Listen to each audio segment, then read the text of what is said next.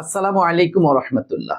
প্রাণপ্রিয় অ্যাডমিশন যোদ্ধাগণ, তোমরা বিশ্ববিদ্যালয়ে ভর্তি যুদ্ধে অংশগ্রহণ করবে, একটা কোর্সে ভর্তি হবে, অথবা সেই কোর্সে কিভাবে কি পড়াবে, কি তারা পড়াবে, টোটাল বিষয়টা তুমি জানবা না, এটা হতেই পারে না, তাই না?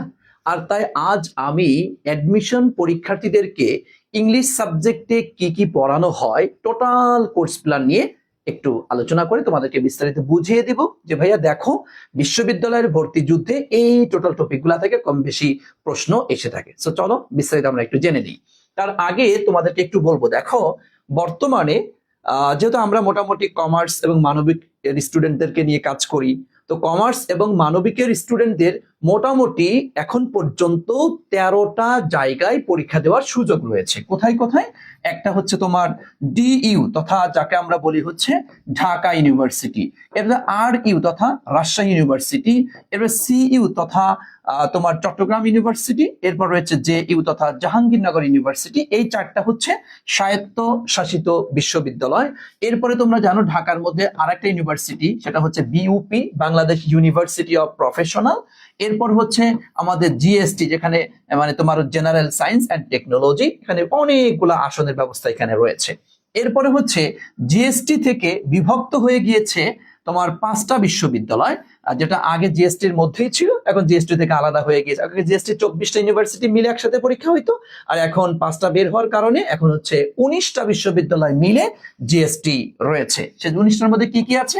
একটা হচ্ছে তোমার জেএনইউ তথা জগন্নাথ বিশ্ববিদ্যালয়, এরপর রয়েছে তোমার হচ্ছে সিওইউ তথা কুমিল্লা বিশ্ববিদ্যালয়, এরপরে তোমার হচ্ছে কেইউ তথা খুলনা বিশ্ববিদ্যালয়, এরপর হচ্ছে সাস্ট যাকে আমরা বলি, যেটা শাহজালাল বিজ্ঞান ও প্রযুক্তি বিশ্ববিদ্যালয়, এরপর রয়েছে এইচএসটিইউ যাকে আমরা বলি হচ্ছে তোমার হাজী দানেশ বিজ্ঞান ও প্রযুক্তি বিশ্ববিদ্যালয়। এইগুলা আচ্ছা। এরপরে রয়েছে হলো তোমার যাকে আগে আমরা 7 কলেজ বলতাম, বর্তমানে যার নাম হয়েছে ডিসিইউ তথা ঢাকা সেন্ট্রাল ইউনিভার্সিটি। এরপর রয়েছে আমার এনইউ তথা ন্যাশনাল ইউনিভার্সিটি। সো দেখো তুমি এখানে এই হচ্ছে 4টা, এই একটা 5টা, এই একটা 6টা, আর এই যে 6 আর 5 কত? 11, 11 আর 2 কত? 13। তাহলে এই যে 11 ইকুয়াল টু কত? 13টা। এই 13টা বিশ্ববিদ্যালয়ে 13টা জায়গায় তুমি পরীক্ষা দেওয়ার সুযোগ পাবা, তথা তুমি মানবিকের স্টুডেন্ট হও, তুমি কমার্সের স্টুডেন্ট হও, যার যার ইউনিট আলাদা আলাদা আছে। তোমার যে ইউনিট তোমার দেখা যাচ্ছে যে যেমন ঢাকা ইউনিভার্সিটিতে তোমার কমার্স মানে হচ্ছে সি ইউনিট, তার মানবিক মানে হচ্ছে বি ইউনিট। এরকম বিভিন্ন বিশ্ববিদ্যালয়ে কোনো বিশ্ববিদ্যালয়ে একই রকমের থাকে, কোনো বিশ্ববিদ্যালয়ে একটু ইউনিটের নাম ভিন্ন থেকে থাকে। তবে ঘুরে ফিরে তুমি 13টা জায়গায় পরীক্ষা দেওয়ার সুযোগ তুমি পাবা। কিন্তু ঘুরে ফিরে ইংলিশের ক্ষেত্রে ভাইয়া মানে সিলেবাস অনেকটা কাছাকাছি, হালকা একটু ডিফারেন্স থেকে থাকে। চলো আমরা সেই হালকা ডিফারেন্সটা কি একটু বিস্তারিত ব্যাখ্যা করে তোমাদেরকে বুঝিয়ে দিচ্ছি। দেখো, নর্মালি ইংলিশে কয়েকটা ক্যাটাগরিতে বিভাগ করতে পারি আমরা ইংলিশ সাবজেক্টটিকে। একটা হচ্ছে তোমার টেক্সট বুক, যেটা তোমরা ইন্টারমিডিয়েটে পড়াশোনা করেছো, সেখান থেকে প্রশ্ন হয়ে থাকে। এরপর হচ্ছে তোমার গ্রামার, যেটা তোমরা পড়ে থাকো, যদি এটা ইন্টারমিডিয়েট গ্রামার থেকে একটু বাহিরে এসে বেসিক রিলেটেড প্রশ্ন থেকে এখানে প্রশ্ন করা হয়ে থাকে, গ্রামার থেকে প্রশ্ন আসে। এরপর হচ্ছে আর একটা পার্ট রয়েছে ভাইয়া মেমোরাইজিং, যাকে বলা হয়, যেটা একটু মুখস্থ করতে হয়। এই মেমোরাইজিং এর মধ্যে কি পার্ট রয়েছে আমি তোমাদেরকে দেখাবো, জাস্ট ওয়েট এন্ড সি ইনশাআল্লাহ। এরপর রয়েছে তোমার লিটারেচার, বুঝছো? লিটারেচার তথা হচ্ছে সাহিত্যের কিছু বিষয় থেকে প্রশ্ন হয়ে থাকে। তবে এখানে একটা কথা বলে রাখি, সেটা হচ্ছে যারা তোমরা কমার্স থেকে পরীক্ষা দিবা ভাইয়া, তাদের জন্য টেক্সট বুকটা এতটা বেশি ইম্পর্টেন্ট না। টেক্সট বুক থেকে তেমন প্রশ্ন তোমার 13টা জায়গায় খুব কম আসে। কিছু কিছু জায়গায় হয়তো তুমি 1টা 2টা 3টা প্রশ্ন পাইলেও পেতে পারো, না পাইলে না পাওয়ার সম্ভাবনাই হচ্ছে বেশি। ঢাকা বিশ্ববিদ্যালয়ে তো আসেই না, রাজশাহীতে একটা কখনো আসে, 1টা 2টা আসে, অন্য জায়গায় একদমই আসে না। সো অনেকটা বলা চলে যে কমার্সের শিক্ষার্থীদের জন্য মানে ফার্স্ট পেপার একদম না পড়াটাই কেমন যেন মনে হয় যে ভালো। তারপরে তুমি যদি পড়তে পারো তো আলহামদুলিল্লাহ, এটা তো ভালো তোমার জন্য। আচ্ছা, তবে না পড়লে তেমন সমস্যা হবে না। তবে গ্রামারটা তোমাকে 100% ভাইয়া পড়তেই হবে, পড়তেই হবে, পড়তেই হবে। গ্রামারের মধ্যে কি পড়তে হবে সেই বিষয়গুলি আমি তোমাকে ক্লিয়ার করবো ইনশাআল্লাহ, জাস্ট ওয়েট ইনশাআল্লাহ। দেখো, এরপরে মেমোরাইজিং এর মধ্যে আমাদের সর্বসাকল্যে 9টা পার্ট রয়েছে। 9টা পার্টের মধ্যে কি চলো আমরা একটু দেখেই তোমাদেরকে 9টা পার্ট কি। একটা হচ্ছে ভাইয়া তোমার সিনোনিম, বুঝছো? সিনোনিম থেকে প্রশ্ন হয়। এরপর হচ্ছে আর একটা আছে তোমাদের হচ্ছে অ্যান্টোনিম থেকে প্রশ্ন হয়। এরপর হচ্ছে আর একটা পার্ট রয়েছে আমাদের প্রেপোজিশন থেকে প্রশ্ন হয়, বুঝতে পেরেছো? প্রেপোজিশন থেকে প্রশ্ন। এরপর হচ্ছে তোমার অ্যানালজি, বুঝছো, অ্যানালজি থেকে প্রশ্ন হয়। এরপর হচ্ছে তোমার আমরা বলি হচ্ছে গ্রুপ ভার্ব, হ্যাঁ, গ্রুপ ভার্ব থেকে প্রশ্ন হয়। এরপর হচ্ছে তোমার idiom, idiom and phrase, idiom and phrase থেকে প্রশ্ন হয়। তারপর হচ্ছে তোমার হলো একটা এটা হচ্ছে ওয়ান ওয়ার্ড সাবস্টিটিউশন, সাবস্টিটিউশন তথা যাকে আমরা বাংলায় এক কথায় প্রকাশ বলি আর কি। এরপর রয়েছে আমাদের প্রোভার্ব, প্রোভার্ব তথা প্রবাদ বাক্য থেকে কিছু প্রশ্ন হয়। এরপর হচ্ছে ট্রান্সলেশন তথা হচ্ছে তোমার বঙ্গানুবাদ থেকে, এখান থেকেও কিন্তু প্রশ্ন কম বেশি হয়ে থাকে। এই হচ্ছে অল ওভার আমাদের মেমোরাইজিং পার্ট, এখান থেকে এই প্রশ্নগুলো হয়ে থাকে। এখন আবার এখানে আরেকটা বিষয়, মেমোরাইজিং পার্টে সবগুলো আইটেম কিন্তু আবার সব বিশ্ববিদ্যালয়ে লাগে না তেমন একটা, বুঝতে পেরেছো? দেখা যাচ্ছে বেশিরভাগ ক্ষেত্রে একদম কমন যেটা সিনোনিম থেকে একটা প্রশ্ন হয়েই থাকে, অ্যান্টোনিম থেকে একটা প্রশ্ন হবেই, একটা 100% বলা চলে। এবার প্রেপোজিশন থেকে একদম কমন হবেই হবে এটা। অ্যানালজি থেকে দেখা যাচ্ছে তোমার সি ইউনিট যারা আছো তাদের জন্য একদম ফরজ, এটা পড়তেই হয়, কিন্তু বি ইউনিট ওলাদের মোটামুটি আসে না এরকমটা হয় আর কি। গ্রুপ ভার্ব এবং ইডিয়ম ফ্রেজ দুইটা মিলে দেখা যাচ্ছে কোনো ইউনিভার্সিটি দুইটা প্রশ্ন করে, কোনো তিনটা চারটাও করে, কোনো ইউনিভার্সিটি করে না। এক একটা ইউনিভার্সিটি এক এক রকম করে থাকে। তো এইটার উপরে আমি সাজেশন দিয়ে দেবো ইনশাআল্লাহ, যে তুমি হচ্ছে সাপোজ জগন্নাথে পরীক্ষা দিবা, জগন্নাথের বি ইউনিটে পরীক্ষা দিবা, তাহলে তার জন্য আমি কোন টপিকগুলি পড়বো সব বিস্তারিত আমাদের ব্যাচগুলিতে আমরা দিব ইনশাআল্লাহ, নো প্রবলেম। জাস্ট আজকে টোটাল অল ওভার আলোচনা করে বুঝিয়ে দিচ্ছি যে একজন অ্যাডমিশন সিকারের জন্য কোন বিষয় অ্যাডমিশন যুদ্ধে পড়তে, একটা অল ওভার ধারণা দিচ্ছি।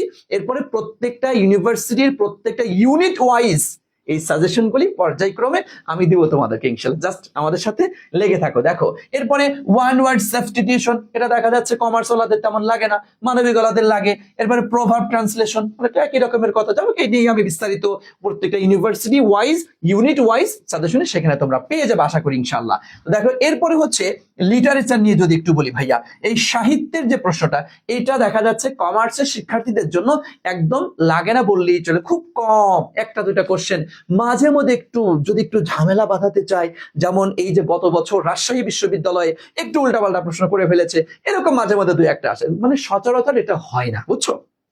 এটা গেলে কিন্তু মানবিকের স্টুডেন্ট তোমরা যারা আছো তোমাদের কিন্তু ভাইয়া জাহাঙ্গীরনগর এই ইউনিভার্সিটিতে পরীক্ষা দিতে হলে তোমাকে অবশ্যই লিটারেচার তোমাকে পড়তেই হবে। এবং সিইউ তথা চট্টগ্রাম বিশ্ববিদ্যালয়ের মানবিকের যদি পরীক্ষা দিতে চাও তাহলেও তোমার কিন্তু লাগবে। অল ওভার আমি তোমাকে এটা বলতে চাচ্ছি যে দেখো, ইংলিশের ক্ষেত্রে text book, grammar, memorising, literature, এই কয়েকটা পার্ট থেকেই কিন্তু প্রশ্ন আসে, কিন্তু সব ইউনিটেরও সব লাগে না, বা সব বিশ্ববিদ্যালয়ের সব ইউনিট ওভাবে করে লাগে না। প্রত্যেকটা ইউনিভার্সিটির প্রত্যেকটা ইউনিট ওয়াইজ আলাদা কিছু সিলেবাস আছে, আলাদা কিছু সাজেশন আছে, যেগুলি আমি পর্যায়ক্রমে দিব ইনশাআল্লাহ। তোমরা জাস্ট আমাদের সাথে লেগে থাকবা, আমাদের এই ভিডিওগুলো লাইক করবা, কমেন্ট করবা, শেয়ার করে নিজের টাইমে রেখে দিবা।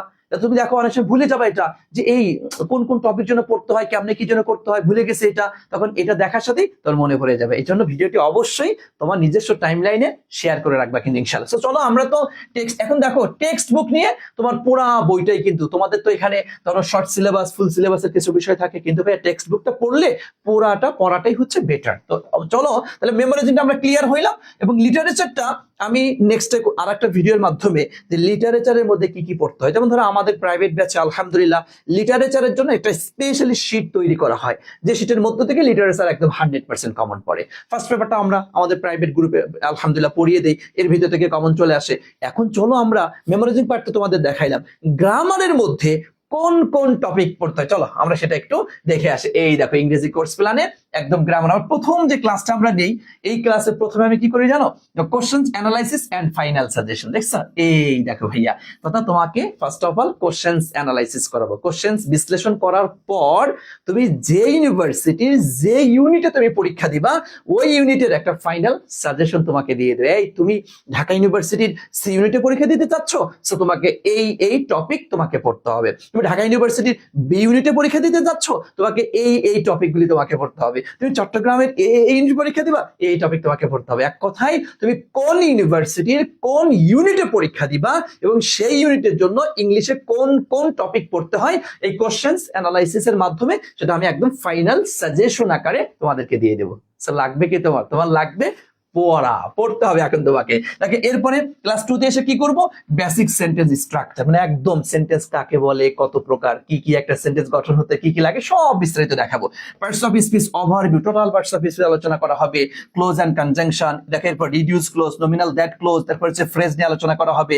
Noun plus determiner, pronoun, adjective, adverb, comparison of degree, inversion, এই দেখো এই যে memorising part, synonym and antonym নিয়ে আলোচনা করা হবে। দেখো verb classification, positive verb, subject verb agreement, right form of verb, modal verb, conditional sentence, এই দেখো এই যে মেমোরাইজিং পার্টের মধ্যে থেকে spelling, gerund participle, conjugation of verb, tense and sequence of tense, phrase and idiom, group verb, হ্যাঁ, subjunctive, embedded question, এরপরে dangling modifier, preposition, analogy, number, gender, affirmative এবং negative agreement, redundancy, parallelism, changing sentence, voice, narration, tag question, article, correction, pin point, error, এই যে total গ্রামারের total টপিকগুলি এভাবে clear করে দিব এবং এটা ধরে ধরে ক্লিয়ার করে পড়ানো হয় আমাদের প্রাইভেট ব্যাচে। আলহামদুলিল্লাহ, এক কথায় তোমার text book, grammar, memorising, literature, তুমি যে ইউনিভার্সিটিতেই ভর্তি পরীক্ষা অংশগ্রহণ করো না কেন, আমাদের কোর্সের মাধ্যমে A to Z তোমার ক্লিয়ার হয়ে যাবে ইনশাআল্লাহ। সুতরাং তোমরা যারা এখন দ্বিধান্বিত অবস্থায় আছো, আমি বলবো দ্রুত ইনশাআল্লাহ আমাদের কোর্সে এনরোল করে ফেলো,